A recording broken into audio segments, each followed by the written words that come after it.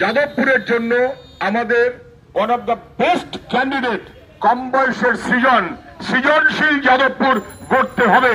সেইভাবেই সৃজনকে আমরা এখানে প্রার্থী করেছি। এটা আমাদের সবার দায়।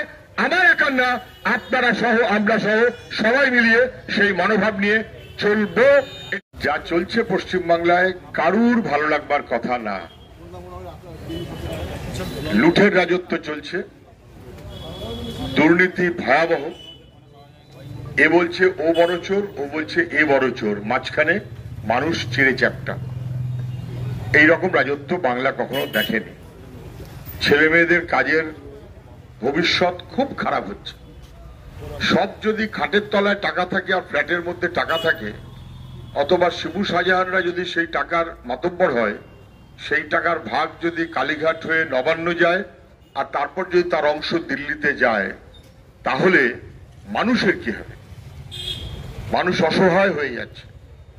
আমি বয়স্ক মানুষদের বলবো, নিজেদের ছেলে মেয়েদের দিকে, নাতি নাতনিদের দিকে তাকান। ওদের জীবনটা যেন অন্ধকার না হয়, এটাই আমাদের সবার শপথ। আর সেটা যদি করতে হয়, তাহলে এই দুর্ভাগ্যের রাজত্ব আমাদের অবসান ঘটাতে হবেই।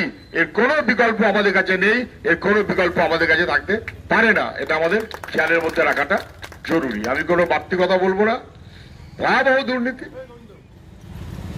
কাজের বাজার অত্যন্ত খারাপ, জিনিসের দাম আকাশে।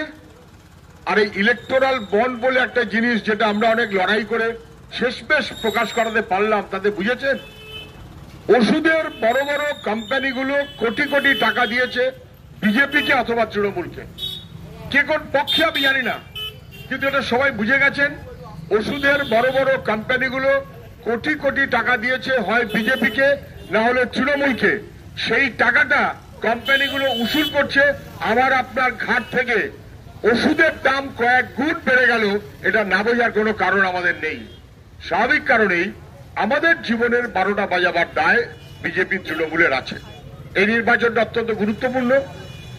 আমি এখানকার সমস্ত মানুষের সঙ্গে আমার পরিচয় আছে, এখানকার মানুষ সবাই যথেষ্ট চেনেন। আমি খুব বুঝে সুঝে বলছি, যাদবপুরের জন্য আমাদের one of the best candidate কম বয়সের সৃজনশীল যাদবপুর গড়তে হবে।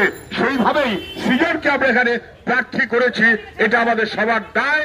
আমার একার না, আপনারা সহ আমরা সহ সবাই মিলিয়ে সেই মনোভাব নিয়ে চলবো।